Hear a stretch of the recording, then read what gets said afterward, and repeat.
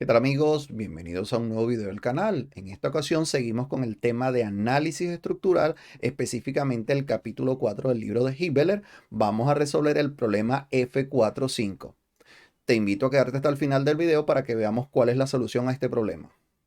Tener en cuenta que el problema nos pide calcular la fuerza normal, el cortante y el momento flexionante en el punto C. Ahí es donde estamos interesados nosotros en encontrar esos valores. Bien, vamos entonces lo primero, como siempre, a clasificar la estructura y ver cómo es su estabilidad. Para ello, vemos que la estructura tiene dos elementos, un elemento que empieza en este nodo y termina en esta punta, y tenemos un segundo elemento que empieza en D y termina en el nodo B. Entonces, ¿qué quiere decir con ello? Que tiene el total de grados de libertad es 3 por el número de elementos, 3 por 2, 6, tiene 6 grados de libertad. Ahora necesitamos ver cuántas restricciones tiene.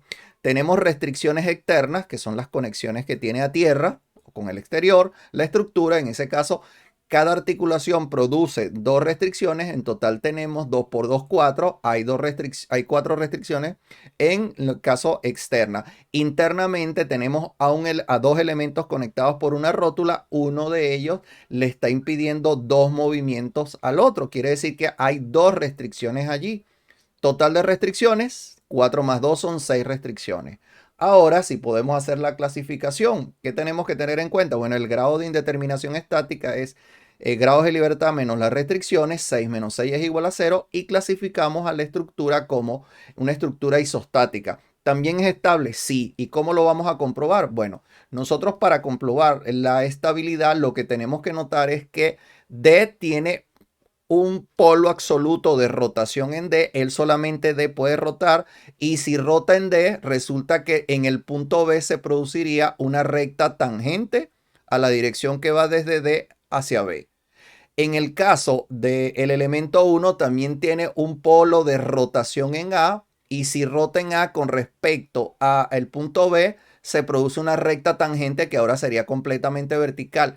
Esas dos rectas se intersectan precisamente en B, que quiere decir que B es un punto que no tiene posibilidad de movimiento, es un polo absoluto de rotación, y como los dos elementos tienen dos polos absolutos de rotación, los dos elementos son estables, toda la estructura es estable. Iniciemos el cálculo estructural. Lo primero es que tenemos una carga distribuida y vamos a puntualizarla. La carga distribuida es una carga homogénea, una carga continua que está a lo largo de todo el elemento 1. Entonces, ¿cómo la puntualizamos? Bueno, simplemente la carga por simetría, ser una carga simétrica, va a quedar a la mitad, y resulta que la mitad coincide con el nodo B porque tenemos 3 a la izquierda, 3 a la derecha, y el valor de la carga puntual en ese caso va a ser 6 por 5 igual a 30, y eso es la carga puntual que tenemos en el elemento. Esa carga la vamos a ubicar entonces sobre él, y vamos a ubicar también nosotros las reacciones de la estructura. Entonces ya tenemos ubicadas las reacciones y la carga distribuida. Las reacciones, he tomado en este caso la reacción en D horizontal a la derecha. ¿Por qué? Porque la de 30 va a presionar, va a comprimir el elemento 2, y en esa compresión, cuando va a presionar al nodo, resulta que D tiene que oponerse, al igual que la vertical, por lo tanto la coloco a la derecha.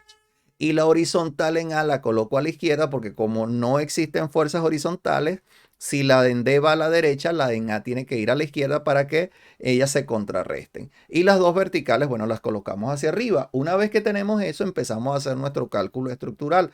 Recordemos las condiciones de equilibrio estático, que la suma de fuerzas horizontales tiene que ser igual a 0, al igual que las fuerzas verticales en Y, y al igual que las sumatorias de momento en cualquier nodo de la estructura tiene que ser igual a 0. Entonces, ¿qué ocurre? Si aplicamos nosotros primeramente el momento en A la derecha, es decir, el momento que hay en el nodo a la derecha, vamos a aplicar, y eso todo tiene que ser igual a 0. Cuando aplicamos momento en A, lo primero que tenemos nosotros es que percatarnos es que la reacción en D vertical pasa por el nodo A, no hace momento, descartamos momento acá. La reacción en D horizontal sí hace momento, y la de 30 también está haciendo momento. Entonces, cuando aplicamos, vemos que la reacción en D horizontal hace momento antihorario, por lo tanto es positivo, y multiplicamos por el brazo que es 3. Al decirnos que esto vale 3 y que este ángulo es 45, bueno, la altura también tiene que ser 3 metros. Por eso es que el brazo es 3. 3 por la reacción, en ese caso en horizontal, la de 30 hace momento horario, por lo tanto es negativo según la convención que acabamos de hacer acá. Entonces sería el brazo que es 3 menos 3 por 30, eso tiene que ser igual a 0, de donde concluimos que la reacción en D horizontal vale 30 kilonewton.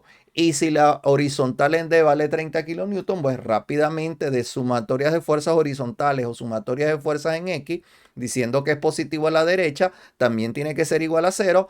30 que va a la derecha menos la reacción en A horizontal que va a la izquierda tiene que ser igual a 0, y de ahí concluimos que la reacción en A horizontal vale también 30 kilonewton, pero ya sabemos que a la izquierda. Ya hemos ubicado entonces las reacciones horizontales que calculamos y proseguimos ahora con nuestro cálculo.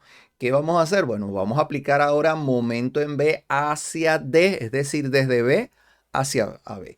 ¿Qué ocurre? Misma convención, momento antihorario positivo. ¿Qué notamos? Bueno, la vertical ahora sí está haciendo momento con respecto, tiene un brazo de 3, pero notemos nosotros que el momento que está haciendo es horario. Por lo tanto, el momento que hace esa es negativo, mientras que la horizontal hace momento con respecto a B antihorario, por lo tanto ese momento es positivo, su brazo es 3, 3 por 30, menos la otra que también su brazo es 3, menos 3 por la reacción en D vertical. Como eso tiene que ser igual a 0, resolviendo nos queda que la reacción en D vertical vale 30.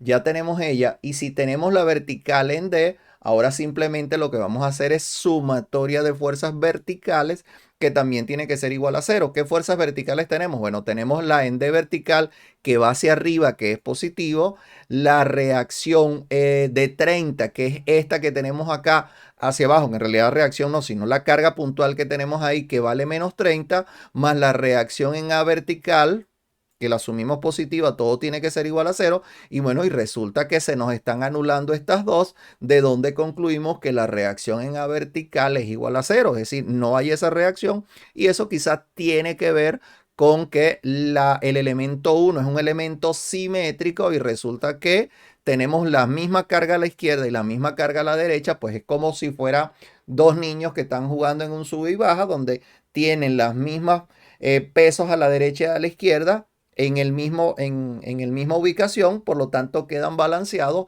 y no se está produciendo en ese caso momento. El momento se están anulando, por lo tanto no se requiere ninguna carga para poder compensar. Por eso es que vale 0. Ya tenemos entonces todas las reacciones de la estructura. Nos están pidiendo todas las fuerzas que hay en el nodo C. Vamos a hacer para ello un corte con su respectivo diagrama de cuerpo libre. ¿Cuál es ese corte? Bueno, el corte que tenemos nosotros acá. Tenemos una carga distribuida, ese pedacito de carga distribuida que ya sabemos que vale 5 kilonewton por metro. Esa pequeña carga distribuida hay que también puntualizarla y va a quedar puntualizada a la mitad. Entonces, para hacer esa puntualización, recordemos que multiplicamos 1,5 por 5 y nos da que la carga puntual vale 7,5 kilonewton, que queda a la mitad. ¿Dónde es eso? Bueno, ahí estamos viendo dónde nos está quedando 7,5 kilonewton exactamente a la mitad, es decir, 0,75 metros a la derecha y 0,75 metros a la izquierda. Y necesitamos ahora sí calcular todas las fuerzas que hay en el nodo C. En ese corte que tenemos allí. ¿Qué hacemos para ello? Bueno, simplemente ahora lo que nosotros tenemos es que aplicar lo que es las condiciones de equilibrio, que la sumatoria de las fuerzas horizontales tiene que ser igual a 0. Tenemos solamente 30 a la izquierda, lógicamente nos hace falta 30 a la derecha, y esa fuerza nos queda entonces a la derecha, el elemento está sometido a tracción allí. Las sumatorias de fuerzas verticales tiene que ser igual a 0, solamente tenemos 7,5 hacia abajo, por lo tanto requerimos acá 7,5 kilonewton hacia arriba. Y recordemos que acá nos había dado ya estos 30 kilonewton. Ahora, ¿qué ocurre? Nos falta calcular el momento. Vamos a aplicar en este caso momento en A. Lo vamos a aplicar acá. Y cuando aplicamos momento en ese punto, lo que tenemos que tener en cuenta es que las fuerzas que están haciendo momento en este punto van a ser estos 7,5, estos otros 7,5 y evidentemente en el nodo C, en este corte C, hay un momento. Ese momento lo colocamos en este sentido, ese es el momento en C que hay ahí.